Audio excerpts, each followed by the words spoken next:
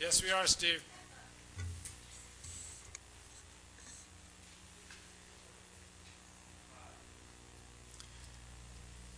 Thank you. Good evening, ladies and gentlemen. Beautiful day in Wareham. This is the 20th of March, approximately 5 p.m., and this is a scheduled meeting of the Wareham Transportation Action Committee. We are all present and accounted for. Our first item on the agenda is a report from the town administrator regarding the his MMA experience as it regards to transportation. Mr. Chairman, thank you, and to the listening audience and members of the committee. I did express that we are in the process of completing the survey. And I think we sent something on to Michelle, or Barbara was trying to let her know that I just need a little more time on this item. She said that you were working on it. Right, and so I don't have a full report at this particular time. Is it premature to share anything, or you want to wait until you have a full report? Dartmouth is the only one that has an internal SPED component, from what I understand, and I will be working to complete that survey with office staff, and I'll be getting something out to the committee very shortly. Okay, great. Then let's move on to the second item on the agenda, which is a presentation by Mr. Tatro.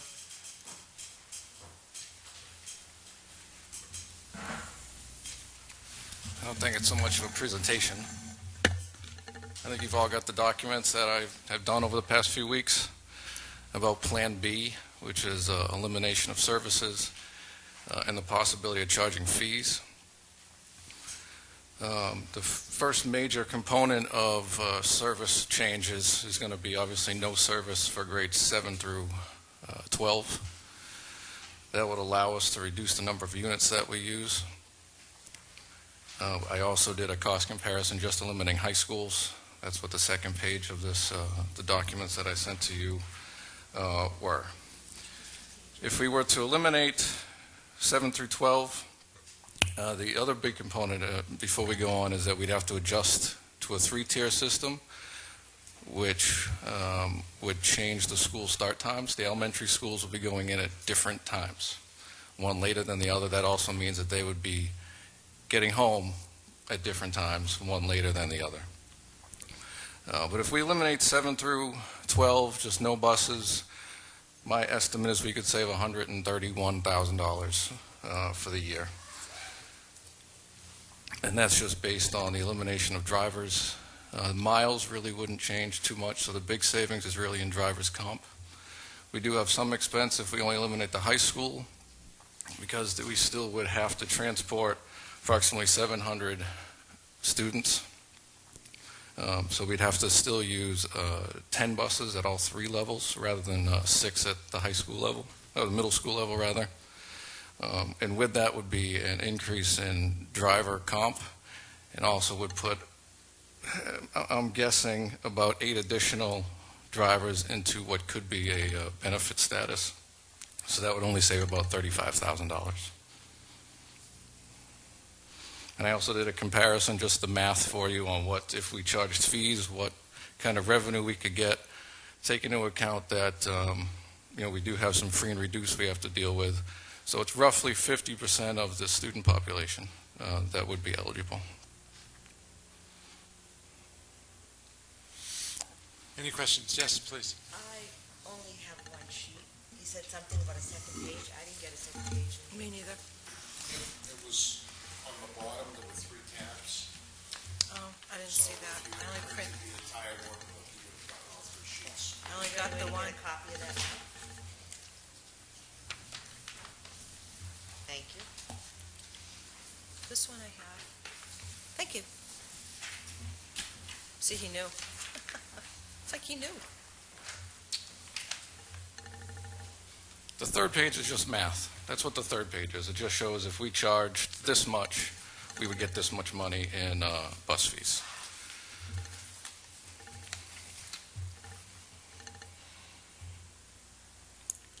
Questions, comments, please. I have one question. Sure. Maybe I'm nitpicky, but the first thing I noticed about this when I saw it is that current information, it says 23 drivers. But we have 24 routes according to the web page. One of them does a high school as well as the preschool, so I'm not counting that run.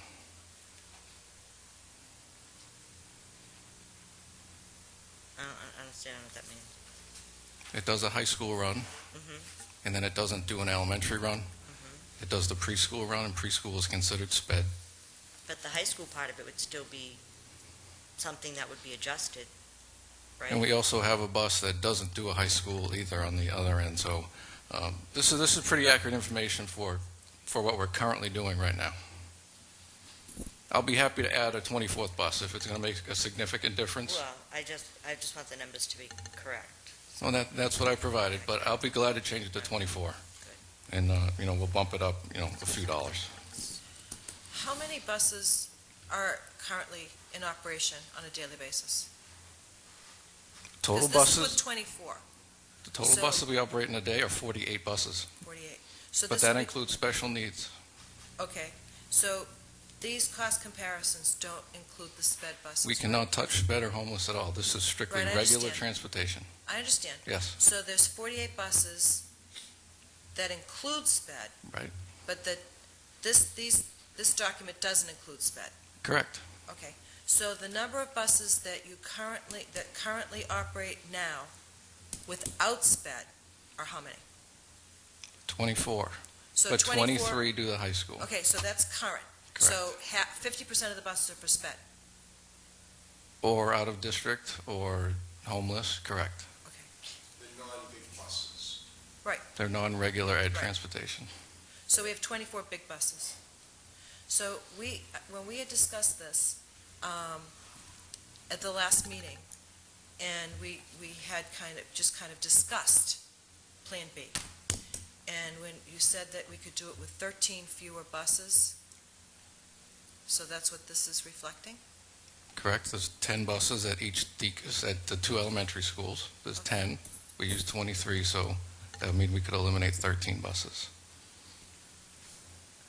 If you look at the tier system that I set Do you up, understand my confusion? if you look at Jeff, for a second, let me just, if I can, Mr. Chairman, for clarity, I believe that this plan uses 10 big buses to transport our students. The difference is we're doing it with 3 tiers instead of 2. So that increases the runs. That's correct. Got it. The number of buses are reduced to 10, but the number of runs. So currently, we do our high school and middle school together as a first run, and I don't know exactly how many buses, but then we do our elementary as the second run, and we use the 23 buses because 10 of them are on one side of town and 13 of them on the other side of town. So to go all across the town for elementary, we use all 23 buses. This has different start times for the elementary schools, so the same 10 buses that pick up Deacon's, then are used to pick up Minot, and then are used to pick up middle school or high school. And I'm not saying that that's going to be the order, but Right. we use the same 3 times. Okay. Does that clarify what you were looking for? It kind of does, because that's what I was trying to get at, like the number of buses would be reduced. Correct. So the drivers, we're talking, it's because of the multiple runs, so I understand that part. But it would be with 10 big buses as opposed to 23 big buses. That is correct. So you'd only need 10 buses or, maybe 1 or 2 for spares, as opposed to 23 functioning buses, big buses. Under this plan, that is Under this correct. plan. Okay. I have another question, because she asked how many buses we run daily, and the number came back at 48 buses run daily. So are we saying we have 48 routes, 24 regular routes, and 24 sped routes? Is that correct? 24 sped routes? we have 48 units, buses, vans, whatever the case might be, that go out every single day, 48 routes every single day. right? Okay.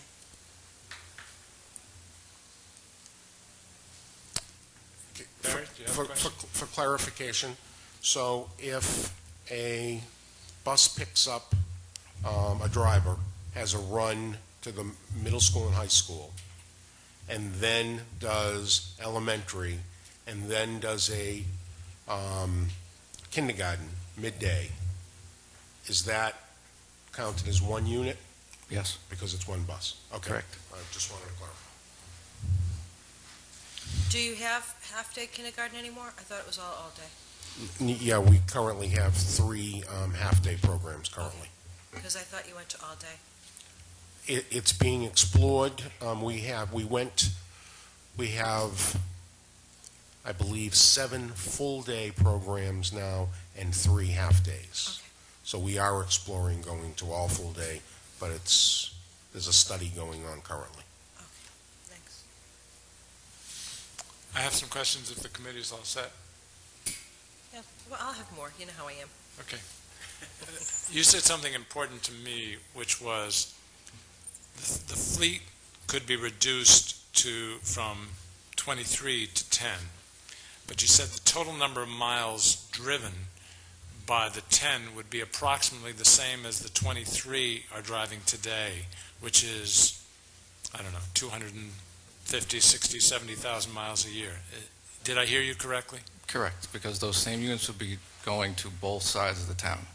So we'd be covering the same service area, just with fewer vehicles. So, from a depreciation of our capital resources perspective, this would not have any benefit in the sense that we'd be using up our buses that much faster, Correct.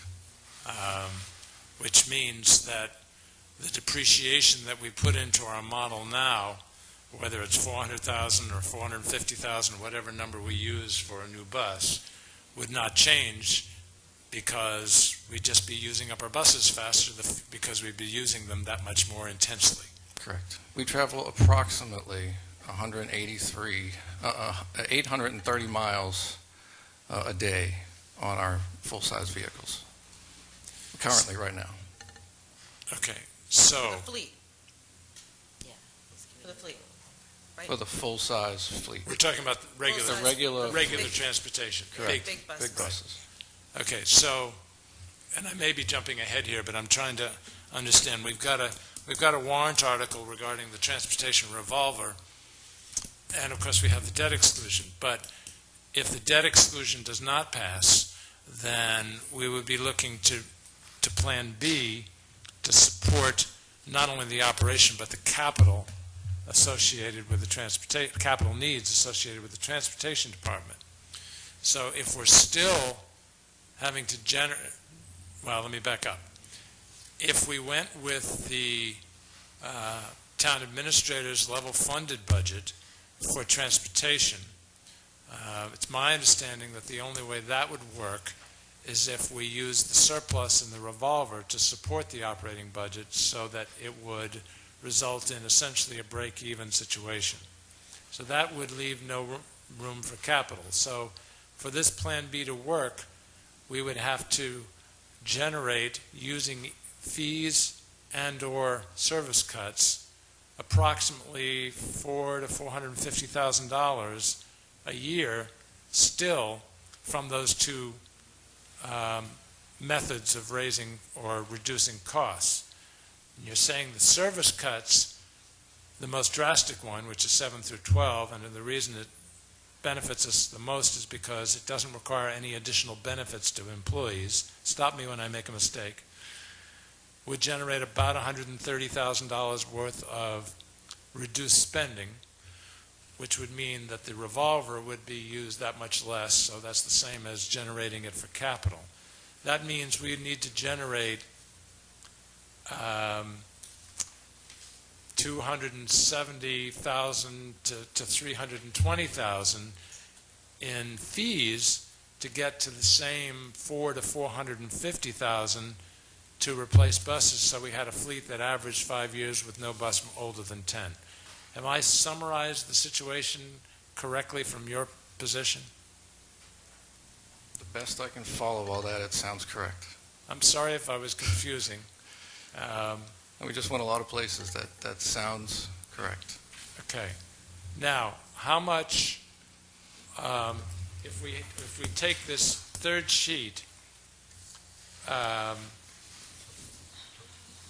fees for 1,100 students, which is the approximate number, the maximum number that might be available to pay a fee because of the large number of free and reduced lunch people, as well as the large number of people who literally cannot be charged because they're more than 2 miles away and they're in K through 6. So that's where the 1,100 comes from. So to generate 220,000, which is still not enough, to add to our 130,000, which is the savings from reducing the service, which would get us 350,000, and I apologize for all these numbers. But that's with the no reduction. Right. That would get us 350,000 if we charge the 1,100 students $200 a year, That would get and you, that assumes that all 1,100 don't decide to walk, ride their bike, carpool, correct. or hopefully, obviously, we want them to come to school. That's always a There'd possibility. be no savings with vehicles, because that's with the same number of vehicles. With no reduction in The first- service the would get you first $220,000. There's no reduction in service. The second level, eliminating 7 through 12, you'd be reducing services Yes. and charging fees, so you'd save the 130 plus, if you charge 200, 135, that would give you 265. Yes, that's a critical point. So I can't use 220 if I'm trying to combine both service cuts and Correct. fees. So to generate, so to get enough, the service cuts would generate 130,000. To generate another 300,000 would mean that I'd need to charge $600 per child in order to get the capital to provide a fleet necessary to support the average age of 5 years and nothing older than 10. I didn't do the math out that far to 600 per child, but I'm more than happy to have the committee members tell me my math was wrong, but that's what it looks like. I have a question about your scenario back before. Were you saying that if you reduce the number of large buses, then the money in the revolver gets used less because you don't have to use that money to repair the large buses? Is No. that you're What saying? I was saying is, if you reduce the number of large buses, that theoretical 130 some odd $1,000 savings from cutting service for grades 7 through 12, mostly that saving is generated by fewer drivers, correct? correct, driver Yes. comp, yes. So the money that would save would mean that the revolver would not have to support the operating budget by that amount, and therefore it could be used to replace vehicles. Okay, so that's exactly what I said. The money in the revolver would be used less, Correct. so you would have that much more money to spend on new vehicles out of the revolver, and then you're trying to make up the difference with the fees. Correct. Because without a debt exclusion, there's no additional dollars of any kind, and therefore the operating budget would theoretically be used $130,000 less, and therefore the revolver wouldn't need to support the operating budget. And not to be really negative about the whole thing, but part of the problem is that this doesn't even address the sped fleet, and the sped fleet is what makes the money into the revolver. So, Yeah, But correct, that- but I'm looking at the replacement of vehicles across all 48. In other words, we have to, so you're saying that as you buy vehicles with this money, you're going to buy sped vehicles also? sure, not just- oh yeah, absolutely. The money's, Because you need yeah, you're 100% right, because they're doing 400,000 miles a year versus regular bus is 250, 60, 70,000. So you're right, it's significantly more. In fact, many of them probably need to be replaced sooner than the big buses. They do seem to, they're built a little different, the sped buses, so they are able to do more miles. They are built more like a car, that you can get the 400,000 miles. Not well, I mean, I understand. there's wear and tear and maintenance, but they handle it better than the large bus. But my biggest concern about my math, and I'm more than happy to have anybody correct me on my math, is that it sounds like if we just reduce our service to the legal minimum, and folks at home need to understand this, this is a reduction by eliminating grades 7 through 12, and anybody closer than 2 miles, we are still left with a legal responsibility of K through 6 and 2 miles or further away. So if we eliminate our service cuts to the bare bone, to the minimum legally required, we are only saving about $130,000. And that leaves the remaining dollars for capital to be supported by fees. And that sounds like $600 a year per child for a family. And I can tell you in the survey that we did, I think the largest we saw by far was 475, and the average was probably closer to 200. I'm sort of talking out loud, hoping someone's going to contradict me and tell me I'm wrong. But yes, Barry? I'm not going to contradict your math, but I am going to say to you that if you charge fees, the number of riders will go down. People will carpool, will tell their children to walk to school. Lateness will increase. We will not make 95% attendance because I don't believe some of the families we're talking about have the extra cash to pony up $90, let alone $600. They're not going to pay the fees. In more affluent communities, when they put in transportation fees of $180, which is $1 a day, there were cases, and they've been in the newspapers, about drivers having to deal with the child that comes to the stop without their bus pass because it wasn't paid for, and leaving them on the side of the road because somebody didn't use, in my mind, common sense. But it becomes a nightmare because you have people who will get it free because the law states you can't charge free and reduced. That's 50% right off the top.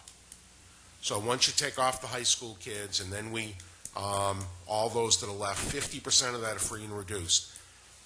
I'm going to say at least 30 to 50% of those remaining are the people who are going to have a hard time coming up with the extra money. And children, as I said, will be late. I just don't think, I have to speak as an educator, that it is in the best interest of the students to charge fees. I understand that we need the money, but when we've done this before and we had surveys, and the most we thought we could get out of it was about $60,000.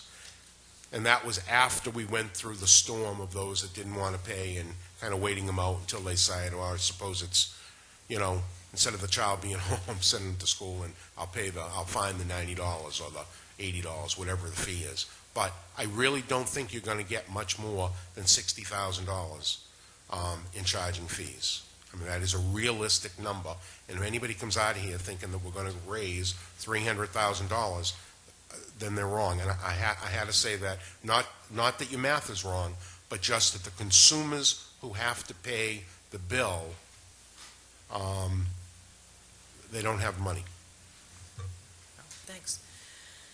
I understand that there's concerns on either side, but when I brought this up at the last meeting that we're at, and this is Plymouth Public Schools, and their fee for the school year, the current school year, is $125 for the first student, $100 for the second, and $75 for the third, with the maximum fee for a family is $300.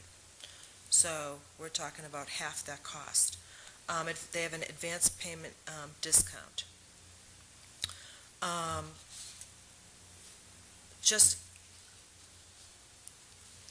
I went to school in the city, and we took public transportation, and we had a bus pass, but it was kind of a fee for service because it was a discounted bus pass, and the entire city was like that.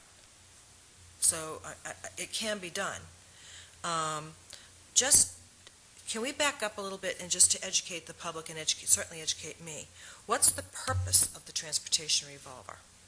It's the transportation revolver, so that's for operational expenses, I'm assuming, and capital expenses. Is that correct?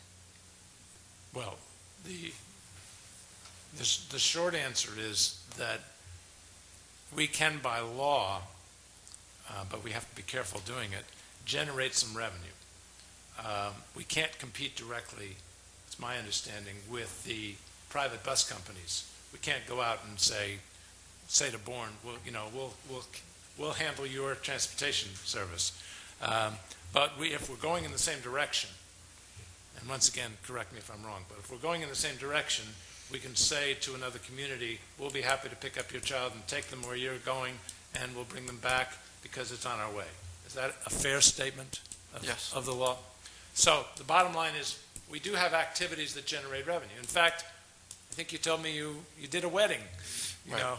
So there are revenue-generating activities. So the revolver is necessary so that those revenues can be captured, but the revolver also says that the only thing that can be used on is to support the transportation department.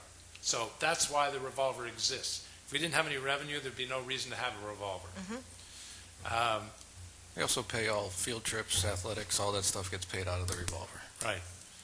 Gets paid out of it? Right. I thought that children that went on those various field trips and athletic events had to pay. And that goes in, so they get paid out. Okay. The driver. Right, but it doesn't just simply come out of the revolver, it goes in and then Well, it comes goes out. in and then comes out, yes. Right. Correct.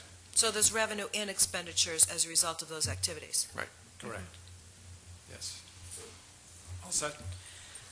So the purpose of the revolver, and I understand that you get revenues, and we kind of went through this before, because I think when you said that there was a round trip that you reimbursed 50%. I'm sorry, I missed the question. When, If it's Of a child from yes. the homeless, so if they're transported round trip, we get reimbursed 50%. oh, yes, correct. If we Okay. do the entire trip, yes. Yes. So there's income, obviously there's revenue, and there's expenditures, but the expenditures can only support the transportation department. So that's used to supplement, for operational expenses, and for capital if there's enough money in that revolver. So which we've already established that it was a small amount for advertising and that kind of thing, that I still see some buses with signs on the side. That goes into the revolver. So anything that has to do with the transportation department in any way, so say a member of the community wants to use buses to transport for an event, that's a revolver, because they will pay for that service, it goes in as revenue, but then of course you have to pay the driver. Correct. And the fuel. gas, and the Yeah. fuel, of course. Well, certainly cheaper for us to get the fuel than for whoever's having the event. So I guess, I see these revenue and expenditures, and this is a very simplistic question. I'm not sure you're going to be able to answer it for me. Because I'm just wondering, like, bottom line, how much goes into the revolver? Because I know it's like it's a living account. So it goes in, it comes out, it goes in, it comes out throughout the year. So is there any way to kind of nail that figure down? Yes. It is on the sheets that you had. I see If you that. look at a year, if you can So at the end, it'll separate have it on one year, you can see the amount of revenue that's come in, the amount of Okay, so I see, expenses it's that have nearly gone out. 400, I see it. Correct. I missed that page. So nearly 400,000 went in, for example, this is, what year am I on? This is FY10. And then I would go all the way back, and it would be expenditures with 398, so there's like 1,000 left. But because it's a constant account, there's not really 1,000 left. One of the things that we may not be able to pull out unless we've looked at it carefully is that at the end of the year, one of the last expenditures in that is normally whatever the deficit was in the LEA, we pay back. So in last year, which would have been fiscal 11, it was $180,000 that we took from the revolver to put into LEA to make it balanced. So there was basically no money left on June 30th. There were some invoices that came in over the summer, so once you start off, maybe you had, I don't know, $10,000, $12,000. But, so that's and I think Jeff mentioned that before, that's the reason why you have to look at possibly reduce services so that you don't have the deficit, so you Right. can then use that money generated for capital. Capital, I understand. That's the issue. I understand. I absolutely understand. I just don't, I don't see a way out of Plan B. I don't. Not when, we're faced, when we saw that budget, and it was not clear to me, obviously, because I made mention of it during the meeting on Saturday. I didn't understand the budget that I was looking at on the town side already reflected kind of hopeful cuts, because these have to be negotiated with unions. This is layoffs. This is reducing employees by attrition, because certainly we have a certain number of seasonal police officers that would like to see in the summer, because we're a summer community, we double our population, and 6 of those are already off the table. Closing town hall at least 1 day a week. We may, I said it somewhat facetiously about closing the library, but that's a real possibility. It's a real possibility in these financial times. Do I want to further burden anyone with any monies? No, I don't. I don't. You may be surprised to know, but I'm getting close to feeling the same way you are in terms of the Plan B. Some form of Plan B may be necessary in order for some parts of the community to feel that we've done everything possible before we ask them for more, if you understand Exactly. what I'm saying. But the reason I was doing my math earlier was that, and I think Barry's experience will tend to verify this, and that is, the more we charge, the less we get. And there is an economic theory associated with that when it comes to taxes, as well as fees. I understand. So it seems to me what the school committee and the superintendent will have to decide is, what is that right number from a fee perspective? And let's face it, folks, as much as I don't think anybody at this table likes the idea of fees. I don't like athletic fees. I'm a coach. I mean, nobody likes fees, period. We would not be the first community to have fees for busing. Even relatively low-income communities can sometimes have fees. So, but I guess my point in saying that is, even if we went to the legal minimum, and that's a whole other balancing act that the school committee and the superintendent will have to figure out. So we could have fees and/or cut services, but it seems to me that even if we did both of those things, we wouldn't raise enough capital. And so I still think Plan B now looks to me like doing both of those things and having some ongoing additional capital. It wouldn't have to be for $450,000 a year, but I think some additional capital. I don't know how the math works if we don't do that. So if we're talking, and I think, as I said at the Saturday meeting, you can technically say this is a debt exclusion, but if you do a debt exclusion every year, It's really an not override. really a debt Call exclusion. it what it is. Call it what it is, exactly. I agree with you completely. The only advantage to a debt exclusion from the public's perspective is, at any given year, they can say no, right? And that means there are consequences. So it gives them a little bit more control because it's an ongoing vote as compared to something that you have to literally do an underride to stop. So it gives people a little bit more control to do a debt exclusion. But I think we're all saying the same thing. If you're doing something every year, it's not exactly the concept of the debt exclusion. But so putting that aside, it still sounds like it would cost 60 some odd dollars. It was going to be about $60 for $1 million, so that would mean about $30. Is it 60 or is it 65, 68? 68, okay. So 68 would be $1 million, so $500,000 is 34. And if we said that we can get about 60,000 plus another 130,000 from reduced service, we've now cut the debt exclusion essentially in half, the burden in half. And that means instead of it being 34, since it wasn't truly a $500,000, it was somewhat a little less than that, it would be about a permanent increase of $15 a year for the median taxpayer.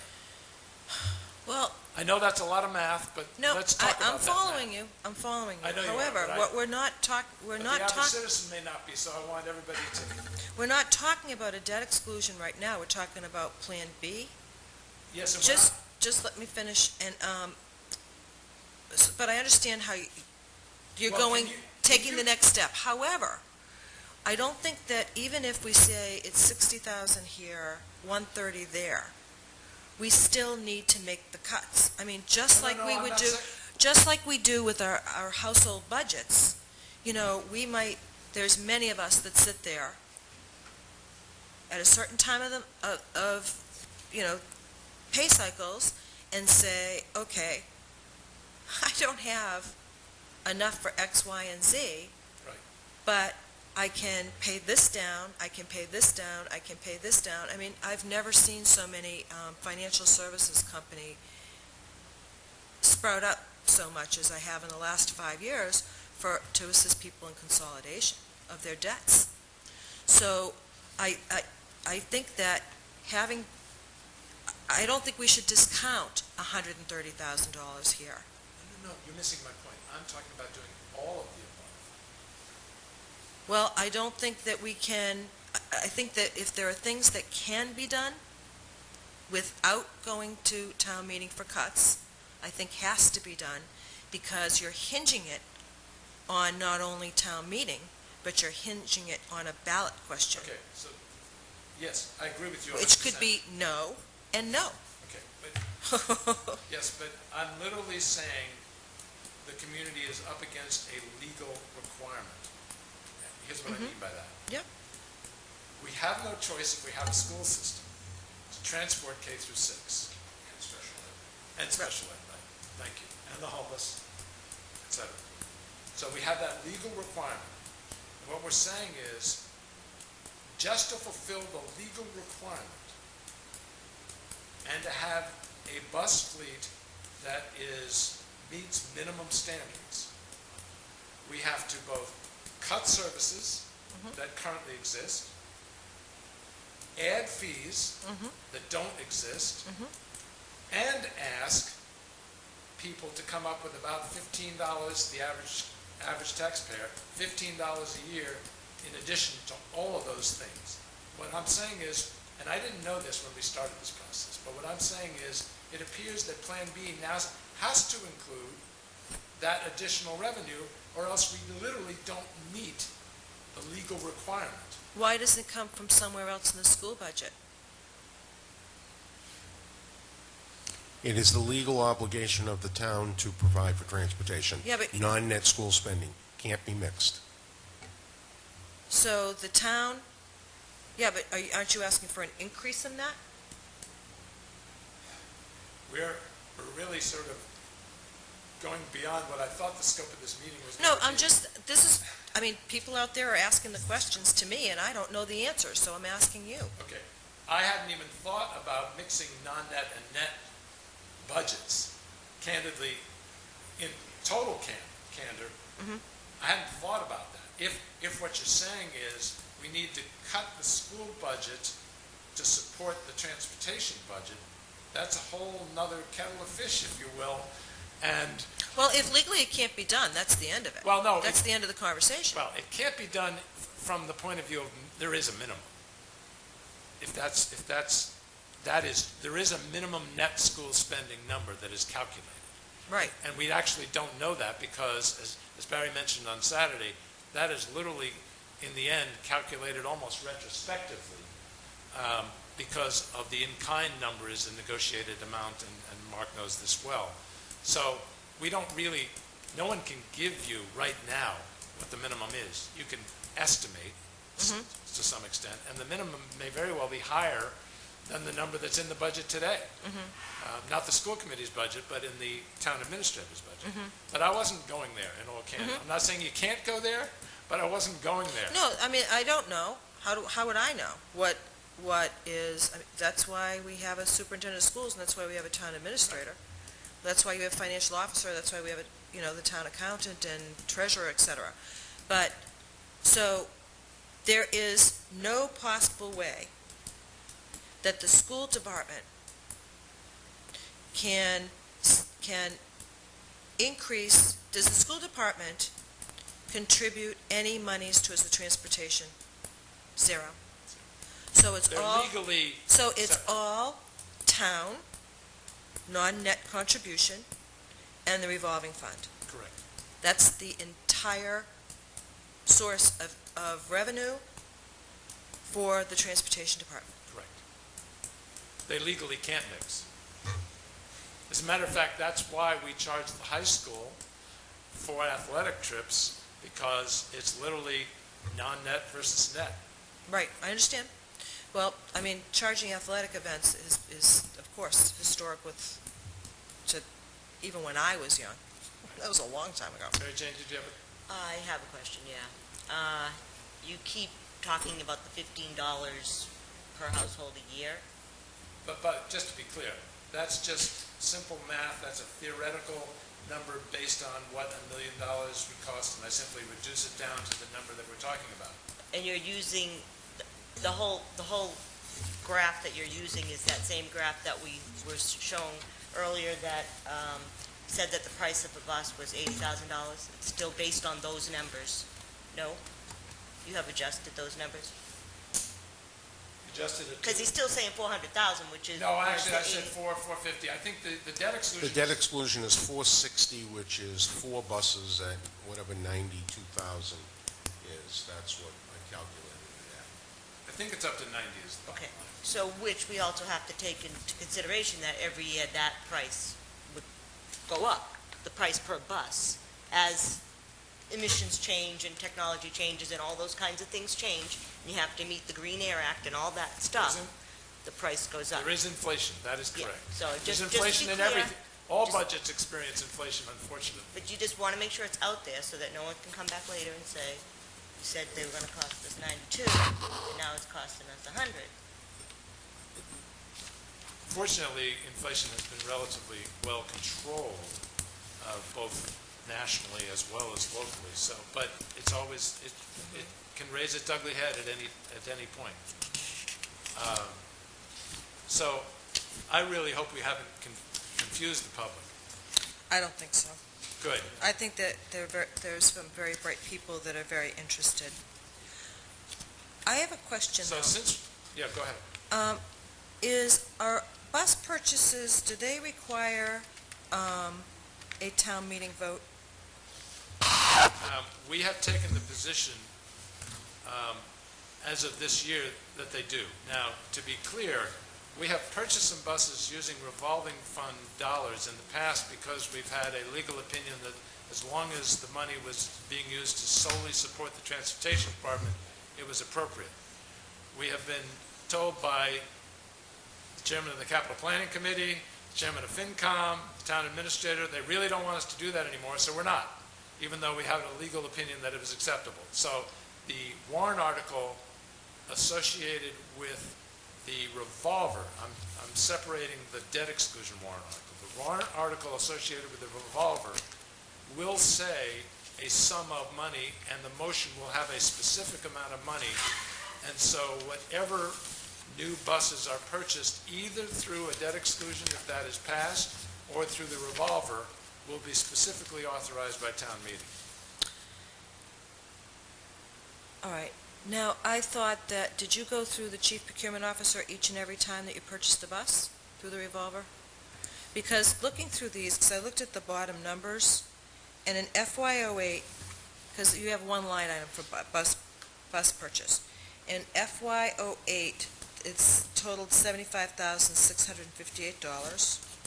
In FY09, it's $56,427. Is this under bus purchase? The short answer is, I don't know unless the superintendent does. But it's each year. So then there's one for 89,187. And then I have one here from FY11 that is, the total is 45,272. And then I am 12, I don't think there's anything on 12 yet. No, $92, didn't they buy that bus for $92,000? Isn't that 12? yeah, there was a bus.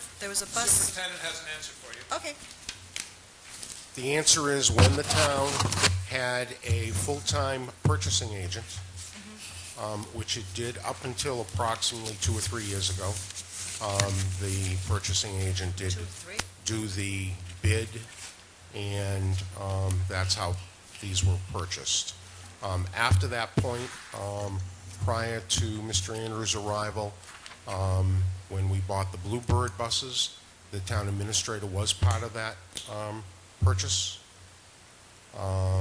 but not for the $90,000 vehicle. We did not go that route. So, since we're trying to be an action committee, is there anybody who would like to make a motion with regard to any of what we have been discussing? Well, I guess this, my personal opinion is this committee can make a motion, but certainly we're an advisory committee, and this would go to I assume, to the school committee. And to the Board of Selectmen? And to the Board of Selectmen. Right, I agree with you. It would just be a motion to take to our respective committees, exactly. But I would hope that our respective committees, especially if it was a motion that passed with a significant majority, they would take it seriously, since I think we've studied the matter.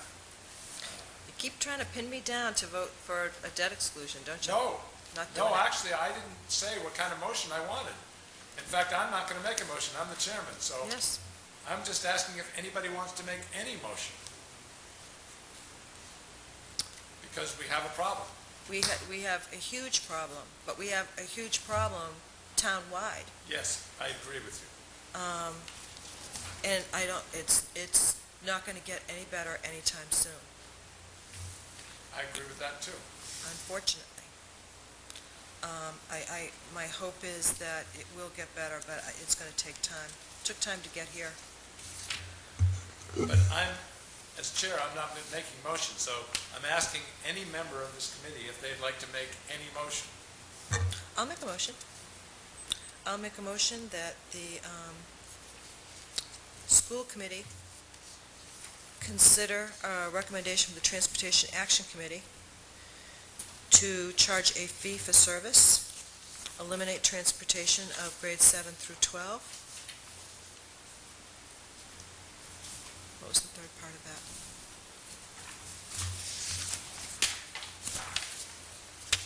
There was a third part. No. Nice try. Nice try, though. Nice try. And eliminate the transportation of students residing under 2 miles. Do I have a second? I'll second that discussion. Okay. Anybody would like to make a comment or discuss that motion? I know you don't support it. Yes. Quickly, with respect to, what would be the mechanism, I know kind of what happened in the past, but what would be the mechanism by which this, particularly the fee, I had spoken earlier about I know there's certain means testing that we will follow so that families that have, well, are we excluding the families of children with requirements for meals? Free and reduced lunch by law, can't be charged. Okay. But what would be the mechanism by which, would this be like an upfront, it's almost like getting your tuition bill with the fees of, So during the summertime, you would get a letter with a bill saying, in order to have transportation for your child, please make a payment to such and such a place. Some sort of an ID/ticket would be printed, laminated, that the child would get, and unfortunately, I'm sure we'll have to recreate those tickets as the children lose them on a regular basis. And so that it would be obviously well publicized, given that this went through the final stages of a process, and the families would be given this billing sometime in the summertime, so that they would be able to understand it. And what were we saying, was it generally on average of $200 or $300? No, it depended. I said, I truly believe if we ask for anything over $90, that you're going to have most of the people that aren't going to subscribe to it. Thank you, Mr. Chairman. Mary Jane, any comments or questions you'd like to share I can't- regarding the motion? I can't even fathom that we're going to charge a fee or eliminate transportation. I can't. And I really feel like things should have been discussed before we got to this point that have not been allowed to be discussed as to the efficiency of the department and whether or not runs could have been looked at and consolidated before we got to this point. Numbers have gone down and we're still running the same amount of buses, and I'm sorry, but I just feel like things should have been, there are other steps you could have taken before you get to this point, but we weren't allowed to discuss them. We jumped right to Plan B. I feel like I'm being bullied to go this way, and I can't have any part of it. I'm sorry, but I can't. It's not who I am. I drove in this town for 17 years. I could never see a child walk, and I don't see a reason for a fee when the town owns the buses, and there should be, that's the whole point of the town owning the buses, so that you can control the cost without having these escalating things happen. There are ways when one area is rising to cut in another area that's not rising. That's what you do. That's what you watch it day to day. You manage it. You make sure it's all running like a smooth machine. I can't. I'm not making any kind of motion, and I'm not voting either because I can't vote because my conflict of interest papers did not come back. So I can't vote. Jeff, can you address the number of run issues that Mary Jane is concerned about? Has the number of runs that we're using to support the children we're transporting, is that reviewed on an annual basis? Yes. Okay. So prior to this fall, you took a hard look at that to see if the number of runs could in any way be reduced? Yes. And your conclusion was? At this time, they cannot be. And the software that we pay for concluded the same thing. Okay. Thank you. Barry, any comments on the motion on the floor? My only comment is that the next step in this is for the school committee to hear the same presentation and to have the conversation. They're the body that needs to, and they're the only body that can vote whether or not fees are going to be charged for this and whether services are reduced. So, that's what we have to go back to. So, I don't really know if we need to take a vote to know that that's what we're going to do, because you and I believe we know that it's either on our agenda tomorrow or it's on for 2 weeks from now. So, that's the next step. They have to hear the same scenario so that they can think about it and talk to their constituents as well. I think the language of my motion was for the school committee to consider this recommendation. But just since we're discussing, the motion was seconded for discussion, there have been revolving account bus purchases pretty consistently. And since 2006, and I don't think this includes the bus that was recently purchased, $659,974 was spent on purchasing vehicles for transportation. I think people need to know that. I'm actually thrilled with that number because the fact that under both Jeff and Mary Jane's leadership, we were able to generate the surpluses so that we could do that, meant the town didn't have to come up with $659,000, and our fleet would be that much older if we hadn't done it. So I see that as a huge plus, and I am greatly appreciative that we were able to do that, because the alternative would have been far worse. But that's just me. So I consider the revolver to be an entrepreneurial effort. Right, but I think that if people feel that they're informed, that even if there was some sort of report at a school committee meeting about some consistent expenditures and revenues with the revolving fund, they would feel included and informed and be able to feel that they could support some decisions that have been made and those kinds of things. I think what's more difficult is people have questions, but they don't know what questions they are. I know that doesn't make any sense. But if they feel like, okay, this has been going on, but how come I didn't know about it? Then it's an automatic suspicion. I'm not saying that's right. I'm certainly not saying that's right. But if they feel like they're being consistently informed, you generally get more support. I don't disagree with that. I mean, the school committee gets a report on all the revolvers on a regular basis. But the townspeople don't, or do the parents? It's public information. I mean, Well, yes, but you know what I'm saying. I do think it's interesting, and I agree with you. There are a tremendous number of smart people out there, but I differentiate between ignorance and intelligence. Ignorance Yes. just means you don't have the That knowledge. you don't have the information. Right. Absolutely. So when I see a comment in one of the local newspapers that they think we ought to solve this problem by privatizing, to me, that's a remarkable statement, because there's nothing I'd like more than to solve this problem by privatizing. That's only been tabled, right?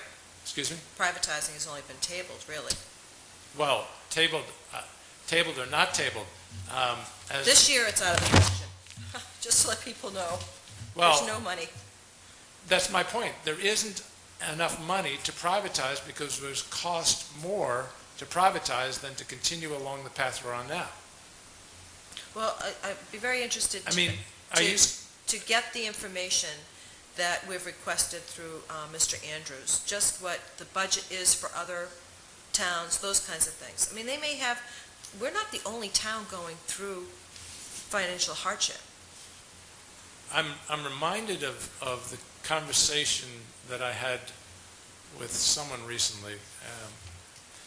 It had to do with my concerns about Upper Cape. And people rubber stamp the Upper Cape budget routinely because they just see it as an expense and they move on. But they're relatively affluent communities. They don't have that many children at Upper Cape, and they just pay the bill. If we privatize transportation, that's exactly the kind of situation it would be. We'd get a bill. It would be perhaps for a 3-year contract. Yes, we could renegotiate it, but of course we wouldn't have any assets and we wouldn't have any leverage to say, no, we reject that bill and we'll do it ourselves, because the cost would be enormous to reestablish a department. And we'd have to come up with that money. And so, to me, the idea of privatization is very concerning. Mary Jane? I have a really big question, because a while ago you mentioned, Ellen was asking some kind of a question. You said something about you didn't know if that was really the scope of this committee. And then Ellen brings up about privatization being tabled, and it's like you're kind of vague about it, whether it is or not. What is the scope of the committee? Because I thought that's what the scope was, to decide whether or not we go private or we keep it in-house. If that's not what the scope is, could you tell me what it is? No, I agree with you. That is absolutely within the scope of this committee. What wasn't in the scope of this committee, I didn't see the transfer of money from net school spending to non-net as a way of solving the problem. That was what I questioned about the scope. Okay. So then if the scope of the committee is to decide whether we go private or whether we keep it in-house, Right. don't you have to look at how efficient the in-house operation is? Because as you said, when you go private, they can hand you a bill and you've got to pay it. Well, when you keep it in-house, if you don't keep it under the microscope, it can just escalate right up to level with the private. Yes, it can.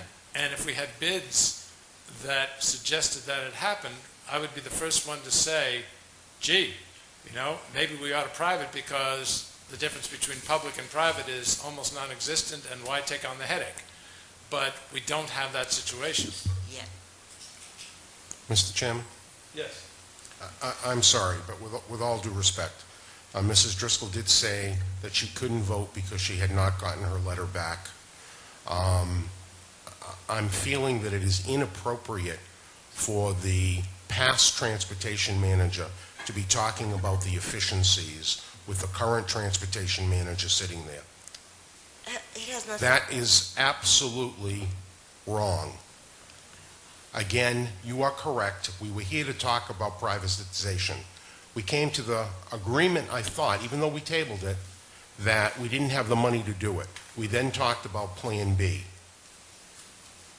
To go into the efficiencies of this and not look at somebody else's past history and what their efficiencies were, I think is inappropriate. They don't belong at the table. I'm sorry. I'm going to cut it off. Okay, we have a motion on the table. Mr. Wait a Chairman, minute. Yes. if I could, please.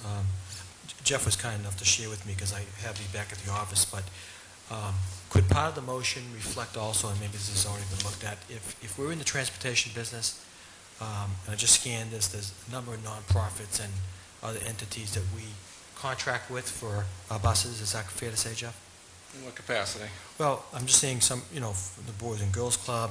Yes, we do work with them, yes. Okay, and I'm not, believe me, my good friend Barbara Sullivan's going to hear this, but could we look at, if we are in this together, and we're providing a service to these individuals with the insurances, with the reduced costs for fuel and other types of, other types of public benefits, is there a way we can look at those and maybe extrapolate or project out that say we increase their cost of doing business with us by 10 or 15%? I'm not sure what that would get us, but I'm just saying there's a fair amount of activity, as I could see, going back 5 fiscal years. Just real quick, because it had occurred to me as we were talking earlier, that if we are in the public business, it would make sense that everybody pulls their weight to ensure that we have that new fleet. They have invested interest going forward, that those buses are brought up to the 5-year level and are obviously inspected and meet state approval.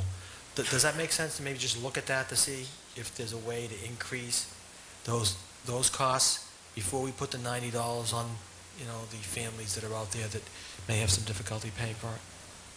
Is that something we could look at? Of course it can be looked at. We've increased costs for nonprofits already. Yeah. So of course we can look at increased costs for nonprofits. Okay. When was the last time you increased the charges to these, doesn't have to be nonprofits, could be anybody, but the charges you quote to people who want to use your services, when was the last time they were reviewed and increased? I review them at July 1st, on the end of the fiscal year going into the next. Okay, and were they increased in July? The profits were increased this Profits? I'm sorry. A company that's out for profit, a Makepeace, for example, a charge that was increased. The nonprofits typically will sit down with the director, person in charge, and we'll discuss it from there. I do not believe that there was an increase in the Y or the Boys and Girls Club this past year. Yeah, and please, I'm going to excuse myself from that comment. I will pick on somebody else here, but there are a number of community-based organizations that, it seems to be tens of thousands of dollars that we could perhaps look at as a method by which to say to these groups, many of which, by the way, get some form of grant funding or some other type of some other type of nonprofit revenue. And, if our cost of business is going up, the price of gasoline is going up, would it make some sense to maybe look at that, before we acted upon the $90 or whatever the fee would be? I mean, that would be my suggestion, Mr. Chairman. Okay, we have a motion on the table. Further discussion? Yes. I just want to say that I appreciate Mrs. Driscoll's questions. I didn't find that she was being adversarial in any way. She has intimate knowledge of how the transportation budget was, and she has questions about the current budget. I don't think that it was an attack in any way. I don't think that there's any reason for there to be any defense. I wanted to hear I am unaware of what the budget was before, and I'm unaware of how the efficiency of the budget is now, and I think it was just for points of clarification. So I don't think it was inappropriate whatsoever. Mary Jane? Just to clarify my reasons for the questions, because I feel that I am the person with the intimate knowledge of how it runs, not how it did run or how it is running, how it does run, and that the people, the public, have a right to understand the numbers before they decide if they want to support the system. That's why. People out there don't understand the numbers because they're not familiar with transportation and how it works, and how when a cost goes up here, you should see some revenue generated here. And when you're not seeing that balance and counterbalance, you have questions. And that's why I'm trying to, if I'm going to get on board with keeping it in-house, which is really where I want to be, I want to make sure it's as efficient as it possibly can be. Because I'm not going to sell something to the people in the town that looks to me on paper to be ambiguous, as I told you in the very beginning. The numbers don't support some of the things you're saying, and I'm not going to say anything more than that, because I don't want to be accused of anything. I'm just saying that. I would like to clarify them so that the people in this town can understand what the Transportation Department does for the town, and then can support their decision with some real truth behind it, instead of grayness and that's it. That's all. Fair enough. But as I said in the Saturday morning meeting, if you look at the number that the town was asked to support the Transportation Department 12 years ago, and you compare that to the number that they supported the Transportation Department for fiscal year 2012, put 13 aside because who knows what that number is going to be, that produces an average annual increase of 1.2%. With decreasing students. I mean, granted, sped and homeless have increased, but the regular students, the regular runs, the number has decreased, correct? From that time. Yeah, the problem with, I think your point is well taken as it applies to net school spending, but because we're actually providing a much different level of service than we were 12 years ago, the homeless and sped population has dramatically increased, so that we're now doing over 400,000 miles a year, where it was dramatically less than that in 2001, for example. Right, but there's 600 fewer students. Actually, it's a little less than 500 fewer students. An interesting note about that, because that concerns me too. If we took all of the students that are going somewhere else, most of it is parochial, but if we literally captured every student that could be going to Wareham Public Schools, it would only make up for half of that a little less than 500 student deficit. So the fact is that the town, in terms of the demographics of the town, is just changed. We simply have fewer children living in our town, regardless of where they're going to school. So it's not that 500 kids are deciding to go somewhere else. It's literally half that many. And of course, some percentage of them are always going to parochial schools and private schools and not so much charter. So your point is well taken, but I think because of the nature of the service has changed for the Transportation Department, it makes a pure apples-to-apples comparison of cost per student, if you will, not nearly as meaningful as it would be in the net school spending budget. Right, but however, I mean, the people that we're asking to support debt exclusions and overrides, our community, 50% of our community is seasonal. And then I'm not sure, I can't remember the census data off the top of my head, but we've got a huge number of retirees or empty nesters. So the majority of the people in the town that would be paying into this don't have a student in the system. I actually asked that question of a number of school committee members at an organizational meeting I attended, not a meeting of school committee members I attended recently. And it turns out that our demographic of, I think one of the organizations that recently reviewed us said that it was about 35% or so that had a vested interest in the schools. It turns out there are lots of communities where the number's a lot lower than that. I was surprised to learn that.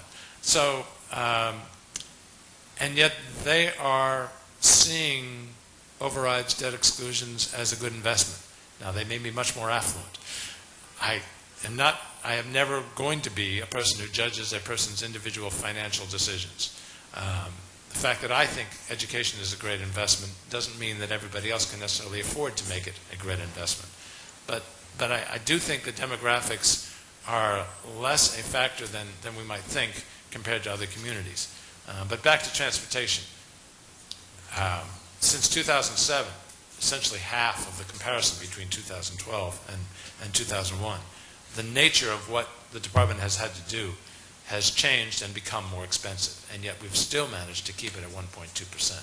So I think that's a tribute to all present and past managers of that department that they were able to do that. Okay, we have a motion on the table. Mr. Chairman? Yes. If I could, just one footnote to your comments earlier, because I just want the listening public, and this is in my budget message that I submitted to the school committee and to the Board of Selectmen back in December. And it's really, it paraphrases what the Mass Taxpayers Foundation has found, that cities and towns on unrestricted local aid has gone down over 30% over the past 3 to 4 years.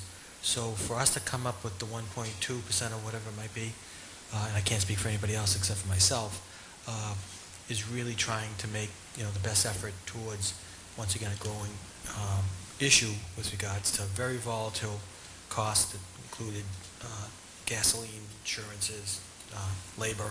So I just want to make that clear, that is something that we knew about back in the fall, that report was done, and is a very, pretty much a salient report as to what cities and towns are facing.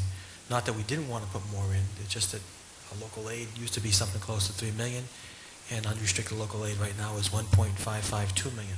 So that's where we are. I don't blame anybody at this table or listening here.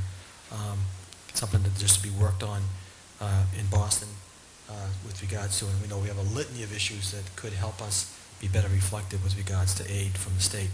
But I just want to make that clear, because that's something that is still sticking in a lot of people's sides as it relates to the dollars that we get from the state and how they're being used. Thank you, Mr. Chairman. And I agree with you, and even more to the point, when I was on the FinCom, we were getting $250,000 a year in transportation aid, and that's disappeared. Gone completely.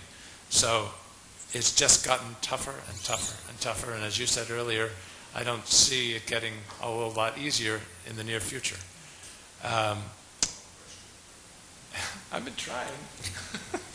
We have a motion on the table. Is there anything else that people would like to say? Okay. The only thing I would like to add, I know, don't smirk. I'm not going to be able to support the motion, and the reason is simple, is because I don't think it solves the problem, because there's just not enough money generated by what the motion asked for to literally solve the problem of the transportation department.